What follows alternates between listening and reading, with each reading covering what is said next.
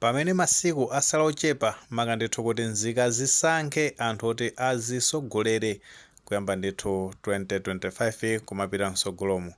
Taona ndithu kuti andale akangalika kuchita ndithu misonkhano zipani zosiyanasiyana ndikuti zikunka zikuzungulira m'makwalamo kupereka uthenga umene utu ndonena kuti nzika akazisankha ndikuti zawachitire maka ndithu akalowa mboma anthu amenewa. Ndipo sada zimezi taona ndithu kuti achipani cha Democratic Progressive Party akuoneka ndithu agawana ndikuti matimu ena alowa ndithu chigawo chakumwera pamene ndithu matimu ena akuzungulira chigawo chakumpoto pamene matimu ena ndithu akuzungulira chigawo chapakati.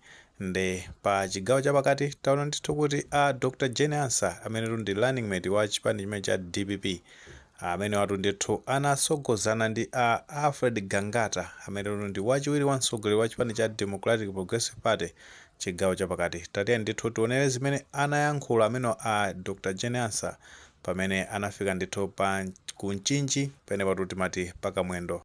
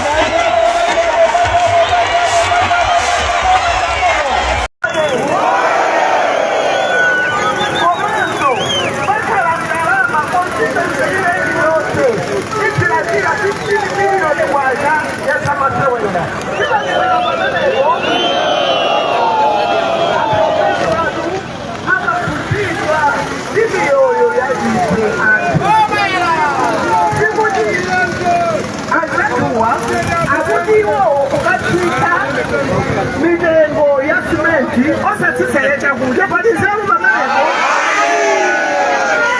kodi muntu wanjala ama manga nyumba DPP woye komanso china ifetu tidipafundi Zambiyati ndalama yakwacha ndisanza yenieni ku ndalama ya ku Zambia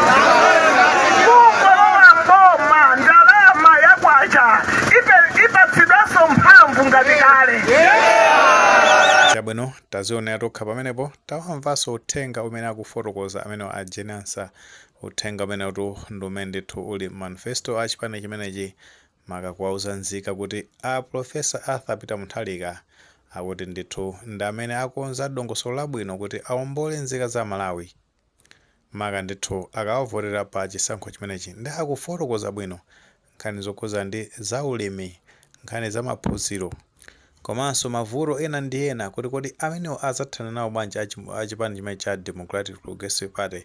Ndi pamene pataona ndithu kuti panali khwimbi la anthu limene linawalandira amenewa mokondwera mwansangala mosatengera kuti kwa ndi stronghold ya chipani chanji kapena kuti ndi region yanji koma ndithu kumeneku taona ndithu kuti kunali khwimbi la anthu. Muli ndi maganizo pa nkhani imene pamene tikunazoona kuti chipani cha Democratic Progressive Party zikuoneka ndithu kuti matimu ndithu alowera zigawo zosiyana kupitirira ndithu kukopa anthu ndi cholinga choti azavotera amenewa makamaka ndithu ku chigawo chapakati kumene kutaona ndithu kuti a Jane Ansah amene ndi running mate a chipani chimenechi akhala kuzungulira kupereka uthenga woti nzika ndithu zizavotere a Arthur Peter Mutharika pa chisankho chimenechi. Ngati maganizo amenewo alipo mutha kutifotokoza comment section koma popereka tikumbukenso ndithu kulemekeza maganizo anzathu. Tisaiwale kupanga like video imene komanso panga subscribe channel chimene cha Fox Malawi News 18 ndicho ngoti nkhani zambiri zikamachitika ndero zitha kutifikira mosavuta.